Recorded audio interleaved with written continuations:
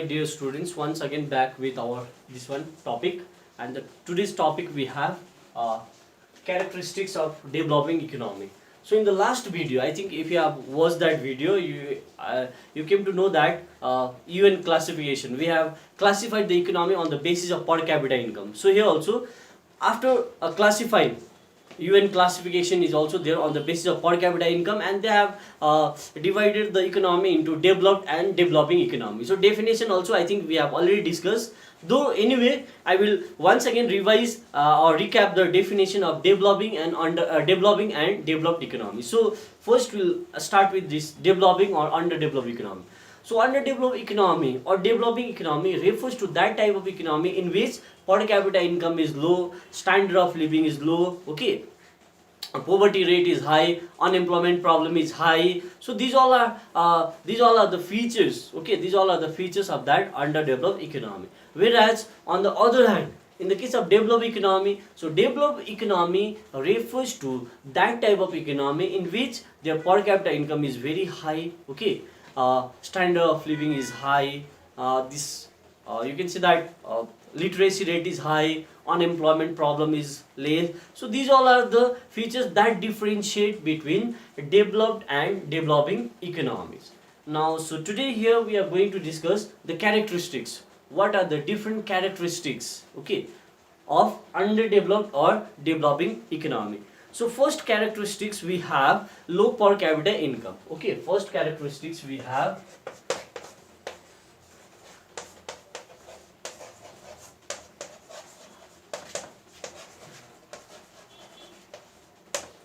low per capita income, okay, and low per capita income. Now you have to know how to calculate this per capita income, though these things we have already done, but anyway, per capita income,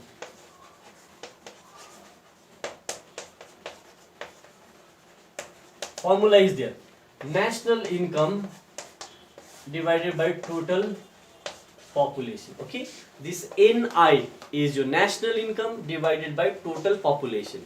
So if you calculate this, we'll get the per capita income. And in the case of this developing or underdeveloped country, you have seen that in the last class their per capita income is $1,450, like that. But in the case of developed country, their per capita income is $50,000 per year, maybe 47,000. And so if you compare this, you can see that there is a vast difference in their per capita income, and this is one of the important characteristics that differentiate between this developing and developed economy. Now second characteristics we have existence of wide poverty, because some of the features we have already done in the definition. In definition itself says the poverty is high. So second characteristics we have high level of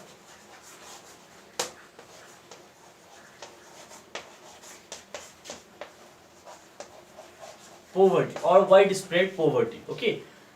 And the third characteristics we have large income inequalities, okay, large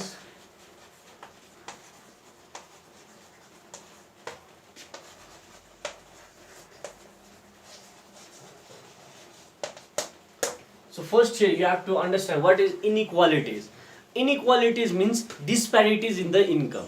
Disparities in income means in a society, okay, or in a country, if some group of section are very rich and some are very poor, so the gap between that rich and poor, okay, that is called disparities, income disparities or income inequality. That means that encourage the richer to become more richer and richer, and in that case what will happen, the poorer will become more poor and poor. So that is called large inequalities, large income inequalities. That means rich are very rich and the poor are very poor. The reason is that those who are rich, those who are industrialist class, their income will multiply by many times, whereas the one who is working as a labor class, no, they hardly get chance to multiply their income, and that leads to increase in the inequalities of income. So this is also one of the important characteristics of underdeveloped or developing economy. Now next characteristics we have predominance of agriculture.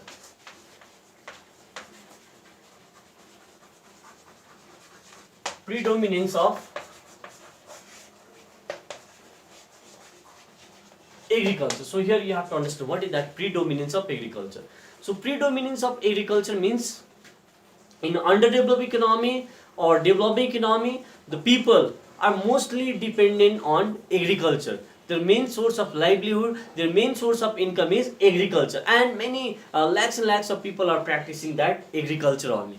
Okay, and service sector and the manufacturing and the industry sector contribution will be very less in their GDP contribution of this one. No, service sector and the manufacturing sector will be less in their GDP. And predominance of agriculture means the contribution of agriculture in their GDP will be high. Like if you see in our country, maximum population are dependent on agriculture. Nearly 50% of the population are dependent on agriculture. At the same time, the contribution of agriculture in our GDP is also very high, around 16 to 17%. At present situation, it is around 16 to 17%. So that is also one of the important characteristics of underdeveloped economy. Now next one, high rate of growth of population. Okay, next characteristics we have high rate of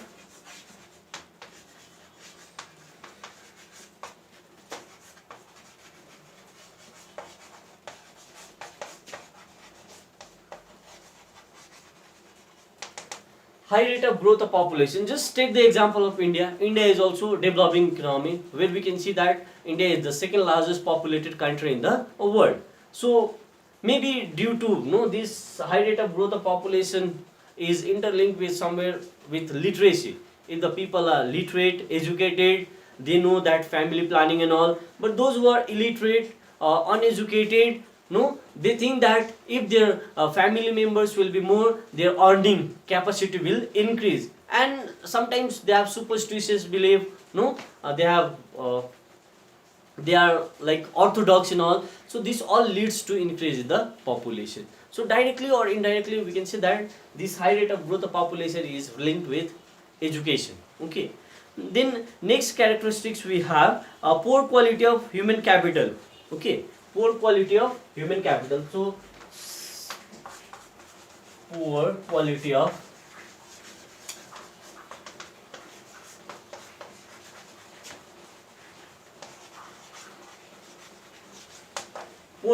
of human capital means if the developing country are lacking in education, the quality of labor, skilled labor will be less, and maximum proportion of population will be what type of labor? Unskilled and semi-skilled. Okay, so that is called poor quality of human capital. Human capital means we people, those who are skilled labor. Actually, in the labor only, there are three categories: unskilled, semi-skilled, and skilled. So skilled are the one who has gone for training, and educated and trained workers are called skilled. And unskilled means those who have not gone for any training. Okay, especially these porters, these construction workers are considered as a unskilled worker. So if the people are less educated, what will happen? It has a direct impact on the poor human capital. Human capital will not grow, and if it grow, it will produce only unskilled type of workers. Then we can see that health infrastructure, many characteristics are there. Okay, health infrastructure will be poor. Okay, literacy rate will be less compared to that developed nation and all. So these all are the characteristics of underdeveloped economy. Okay, so next topic we'll discuss here is difference between developed and underdeveloped economy. So if you know the characteristics just now we had discussed, so on the basis of that only you can easily make the difference between this developed and underdeveloped economy. So first difference you can make it. In the case of developed economy, per capita income is high per capita income. You can write it high per capita income. And in the case of this underdeveloped economy, what will happen? The per capita income is low.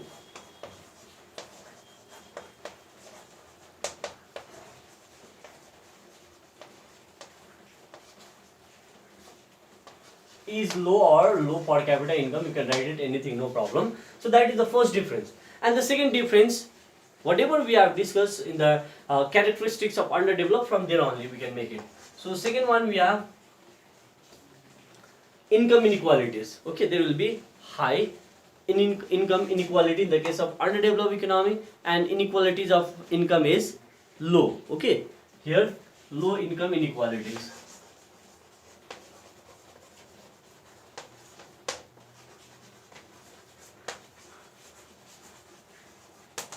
In the case of this underdeveloped,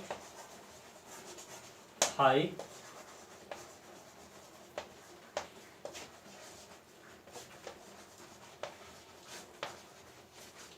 income inequalities. Okay, then in the case of developed economy, standard of living is high.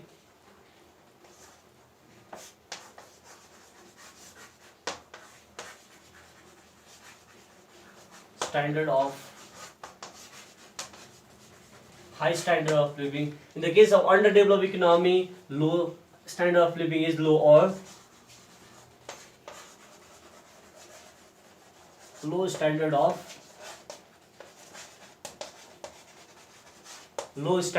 living. Similarly, in the case of developed economy, there will be a predominance of industrial and service sector. In the case of developed economy, dominance of, or we can add dominance of industrial and service sector.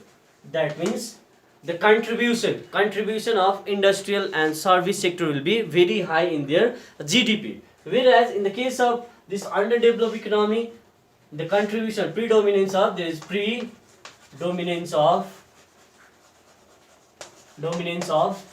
agriculture. It implies that the contribution of agriculture in their GDP is high.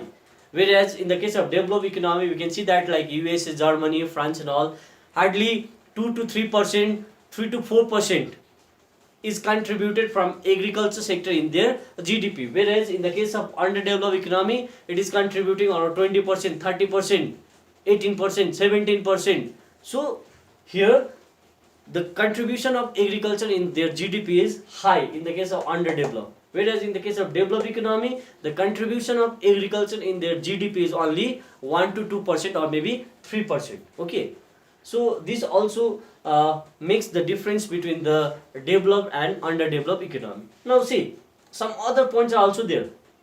If you see infrastructure, so in the case of developed economy, the infrastructure will be better. Okay, in the case of underdeveloped economy, there is poor quality of infrastructure, whether it is health, education, road infrastructure. If you compare, you can see that you will find the difference between these two. In developed countries, what is there?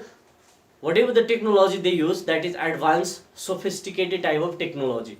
Whereas in the case of underdeveloped economy, they are following that traditional and outdated technology. In the case of developed economy, unemployment problem is less. That means rate of employment is high. Whereas in the case of underdeveloped economy, the rate of employment is low. Okay, maximum people are unemployed. And like similarly, many points are there where we can make the difference between these two. So I think 5-6 difference will be enough for you to write in your exam. Okay,